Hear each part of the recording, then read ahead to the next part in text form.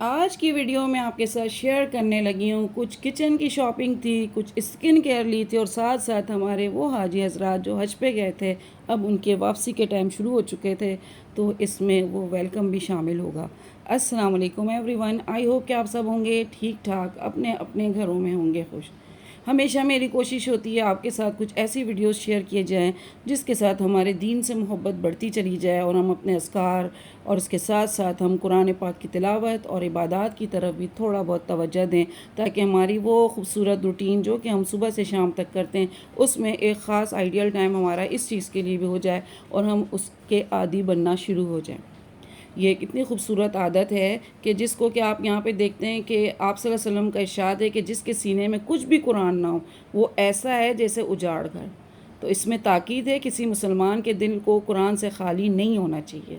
ارشاد فرمایا رسول اللہ صلی اللہ علیہ وسلم نے، جو شخص قرآن کی ایک آیت سننے کے لیے بھی کان لگائے اس کے لیے ایسے نیکی لکھی جاتی ہے جو بڑھتی چلی جاتی ہے۔ اس کے بڑھنے کی کوئی حد یہاں پہ نہیں بتلائی گئی۔ اللہ تعالیٰ سے امید ہے کہ بڑھنے کی کوئی حد نہ ہوگی، بے انتہا بڑھتی چلی جائے گی، اور جو شخص اس آیت کو پڑھے وہ آیت اس شخص کے لیے قیامت کے دن ایک نور ہوگی جو اس نیکی کے بڑھنے سے بھی زیادہ ہے۔ دیکھا جائے تو قرآن مجید کیسی بڑی چیز ہے کہ جب تک قرآن پڑھنا نہ آئے کسی پڑھنے والے کی طرف کان لگا کر سن ہی لیا کریں، وہ بھی ثواب سے مالا مال ہو جائے گا۔ میں کہتی ہوں کہ قرآن کی عظمت و فضیلت اگر ہم دیکھیں نا تو اس کی بہت زیادہ فضیلت ہمیں نظر آتی ہے، لیکن ہم اگر دیکھتے ہیں ہمیں یہاں پہ اور بھی بہت ساری ایسی صورتیں ہیں جو کہ جیسے سورۃ الرحمن ہے، سورۃ الیاسین ہے، سورہ بقرہ کی آخری آیات ہیں، اس کے ساتھ سورہ آل عمران ہے، سورۃ الکہف ہے، بے انتہا صورتیں ہیں، آیت الکرسی ہے، چاروں کل ہیں، ایسی صورتیں جن کی الگ سے عظمت بھی بتائی جاتی ہے اور ان کو ہم مختلف مواقع پہ آسانی سے پڑھ سکتے ہیں۔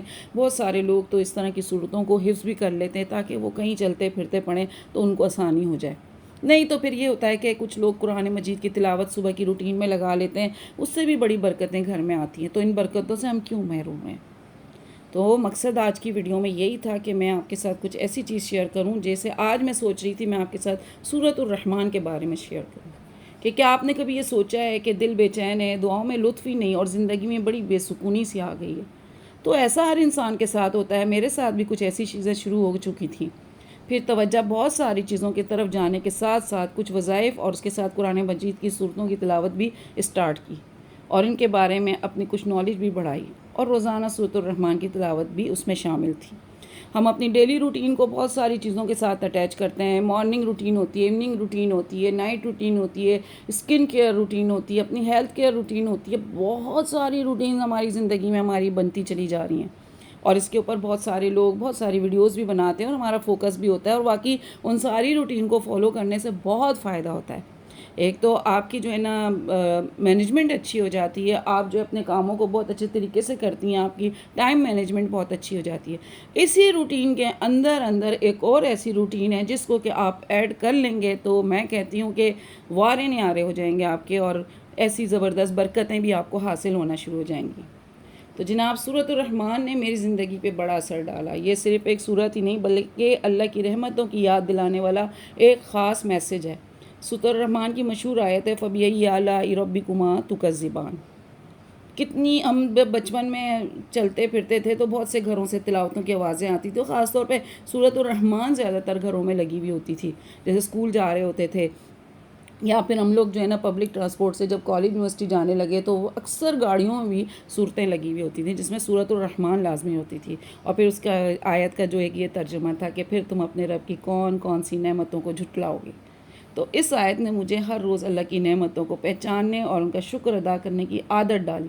میرے اندر سے وہ بے صبری، وہ پریشانی، وہ بے چینی کہ میرے پاس یہ نہیں ہے، میرے پاس وہ نہیں ہے، وہ ختم ہونا شروع ہوا۔ دیکھیں ہر چیز کا نا وظائف کا بھی ایک عمل ہوتا ہے، آپ کی زندگی پہ ان کے اثرات ہوتے ہیں، اور وہ اثرات آپ کو پتہ نہیں چل رہے ہوتے۔ آپ کے اندر جو صبر آ جاتا ہے چیزوں کے لیے، آپ بے صبری کا جو سامنا کرتے ہیں، آپ کو ہر چیز جو ہے بے چینی کی طرف لے جاتی ہے، وہ بے چینی ختم آہستہ آہستہ جب ہوتی ہے آپ کو محسوس ہی نہیں ہوتا آپ کس طرف کو ڈائیورٹ ہونا شروع ہو چکے ہیں۔ تو ساتھ ساتھ دل کو جو سکون ملتا ہے جب بھی اسٹریس ہو، ٹینشن آتی یا اداسی ہوتی نا، تو سورۃ الرحمن کی تلاوت سے دل کو عجیب سا سکون ملنا شروع ہو گیا تھا۔ ساتھ ساتھ آپ چیزیں بھی دیکھیں جناب. اس دفعہ میں نے سوچا کہ تھوڑا اپنے بھی تھوڑا خرچ کروں, کچھ چیزیں لے کر آؤں, اپنا بھی خیال رکھوں. تو بس ان چکروں میں جو ہے ایسا سامان بھی اٹھایا, اور واقعی بہت فائدے کا تھا. بفر تھا, نیل بفر تھا, اس کے علاوہ رولر تھا, اور وہ جو تھا اسکن کیئر کے لیے بھی ساتھ میں مجھے اچھا مل گیا تھا.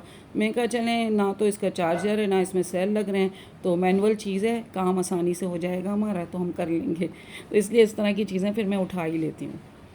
تو بات کر رہی تھی کہ اللہ کی رحمت پر یقین بھی بڑھنا شروع ہو جاتا ہے, کیونکہ اس صورت میں مجھے سکھا ہے کہ اللہ کی رحمت ہر مشکل سے بڑی ہوتی ہے.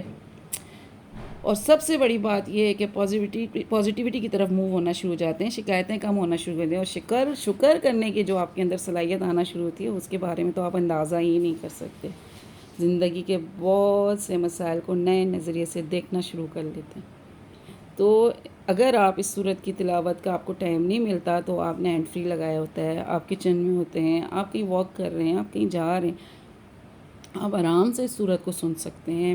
میں ڈاؤن لوڈ کر لیتی ہوں اپنے پاس نا یہ ساری چیزیں. تو میں کہیں جا رہی ہوتی ہوں, میں گاڑی میں اپنے لگا لیتی ہوں, مجھے سکون مل رہا ہوتا ہے. کیونکہ ہر کسی کو اپنے اپنے سکون کے لیے چیزیں تلاش کرتا ہے, ہر کوئی. تو وہ چیزوں میں یہ بھی چیز ایک سکون کی ہوتی ہے. صبح کے اذکار کی بہت ساری ویڈیوز ہیں, ان کو میں نے ڈاؤن لوڈ کیا ہوا ہے. کچن میں کام کرتے ہوئے میں نے وہ لگا لیا. تو عادت بنانی پڑتی ہے ایسی چیزوں کی, توجہ دینی پڑتی ہے, اپنی سوچ کو پازیٹیو کرنا پڑتا ہے, اور ان چیزوں کی طرف خود کو ڈائیورٹ کرنا پڑتا ہے.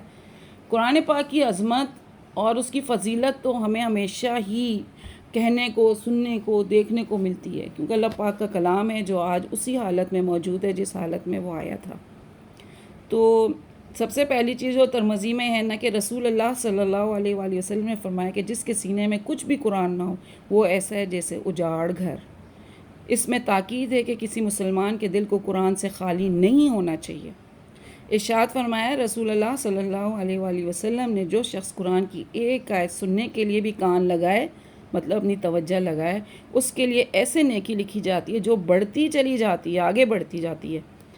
اور اللہ تعالیٰ سے امید ہے کہ بڑھنے کی کوئی حد بھی نہیں ہوگی, بے انتہا بڑھتی چلی جائے گی. اور جو شخص اس آیت کو پڑھے, اور آیت اس شخص کے لیے قیامت کے دن ایک نور ہوگی جو اس نیکی کے بڑھنے سے بھی زیادہ ہوگی. پھر خود کو کیوں محروم رکھا جائے. فائدہ یہ ہوا کہ قرآن مجید کیسی بڑی چیز ہے کہ جب تک قرآن پڑھنا نہ آئے نا, کسی پڑھنے والے کی طرف کان لگا کر سن ہی لیں, وہ بھی ثواب سے مالا مال ہو جاتا ہے. تو قرآن پاک کی تلاوت آپ صلی اللہ علیہ وسلم کی بھی ایک روٹین تھی. نبی کریم صلی اللہ علیہ وسلم کا ارشاد ہے, قرآن پاک پڑھنے والے سے قیامت کے روز کہا جائے گا ٹھہر جاؤ, اور خوش الحانی کے ساتھ تم دنیا میں بنا سوار کا قرآن پڑھا کرتے تھے, اسی طرح قرآن پڑھو, اور ہر آیت کے صلے میں ایک درجہ بلند ہوتے جاؤ. تمہارا ٹھکانہ تمہاری تلاوت کی آخری آیت پر ہے. یعنی جب تک پڑھتے رہو گے درجات بلند سے بلند ہوتے چلے جائیں گے. تو حضرت عثمان رضی اللہ عنہ سے روایت ہے کہ رسول اللہ صلی اللہ علیہ وسلم نے فرمایا, تم میں سے بہتر اور افضل بندہ وہ ہے جو قرآن کا علم حاصل کرے اور دوسروں کو اس کی تعلیم دے. میں آپ کو بتاتی چلوں, میرے والد حافظ قرآن, انہوں نے اپنے بچوں کو بھی خود قرآن پاک حفظ کروایا. میرے بھائی انس یونس, ان کو خود کروایا. میرے دوسرے بھائی انیس, ان کو کروایا. میری سسٹر عالمہ, اس نے کیا. میری دوسری سسٹر, اس نے کیا. وہ والد جو کہ جب والد جو استاد بن جاتے ہیں, ان کی مزاجوں میں تھوڑی سی سختی آتی ہے, اور اس سختی کی وجہ سے ہی اولاد جو ہے نا ان کے راستے بنتے ہیں. تو جب آپ کے والد استاد بھی بن جائیں, وہ والد بھی ہوں, تو میں کہتی ہوں کہ آپ کا اکرام بہت بڑھ جاتا ہے. اور ایک ایک لفظ جب جس والد نے خود پڑھایا ہوتا ہے, میں کہتی ہوں اس کی میرے پاس الفاظ نہیں ہے. خیر, میں بہت ایموشنل ہو جاتی ہوں کہ میری امی نے ان چیزوں میں میرے والد کا بڑا ساتھ دیا. انہوں نے نا, ہمارا گھر ایک طرح سے ہر وقت ایسا لگتا تھا کوئی انسٹیٹیوٹ ہے. ہر وقت کلاس ہی چل رہی ہوتی تھی ہماری, قرآن پاک کی تلاوت چل رہی ہوتی تھی. ایون کے کھانا بنا رہی ہوتی تھی امی, اور ابو ہمیں قرآن پاک پڑھا رہے ہوتے. میں کسی اور دور میں چلی گئی ہوں. خیر, یہ تو باتیں ہیں نا, ماں کی یاد جب آتی ہے تو اس کے ساتھ بہت ساری چیزیں دل کو لگتی ہیں. اچھا, میں نے نا یہاں پہ حضرت عائشہ سے متعلق پڑھا تھا. میں یہ روایت جب پڑھتی ہوں نا, تو میرا دل چاہتا ہے میں اپنے ناظرین کے ساتھ بہت ضرور کروں. اور یہ روایتیں جو ہوتی ہیں معروف حدیث سے ہوتی ہیں, جامع ترمذی میں آپ جا کے دیکھ سکتے ہیں, اس میں آپ کو یہ ملیں گی کہ حضرت عائشہ رضی اللہ تعالیٰ عنہ سے روایت ہے کہ رسول اللہ صلی اللہ علیہ وآلہ وسلم نے فرمایا، جس نے قرآن میں مہارت حاصل کر لی ہو اور اس کی وجہ سے اس کا حفظ یا ناظرہ بہتر طریقے پر اور بے تکلف رواں پڑتا ہو، اور معزز اور وفادار و فرما بردار فرشتوں کے ساتھ ہوگا۔ اس کا ساتھ دیکھ لیں کون سے فرشتوں کے ساتھ رکھا گیا، معزز، وفادار اور فرما بردار۔ اور جو بندہ قرآن پاک اچھا یاد اور رواں نہ ہونے کی وجہ سے زحمت اور مشقت کے ساتھ اس طرح پڑھتا ہو کہ اس میں بار بار اٹکتا ہو، تو اس کو 2 اجر ملیں گے، ایک تلاوت کا، دوسرا زحمت و مشقت کا۔ تو کتنی بڑی بڑی چیزیں ہمارے کو یہاں ملتی ہیں۔ بات یہی ہے، بات میں کرنی چاہ رہی تھی سورۃ الرحمن کی تلاوت کی، ساتھ ساتھ میں نے قرآن پاک کی تلاوت پہ بھی بات کی ہے، تو آپ بھی اپنی اس کو روٹین میں شامل کریں اور اس کو اپنی زندگی کا ایک لازمی حصہ بنائیں۔ صرف سورۃ الرحمن ہی نہیں، قرآن پاک کی 1-2 رکوع یا 2 آیات بھی آپ اپنی روٹین میں شامل کریں گے تو آپ کو اس کا بہت اجر ملے گا۔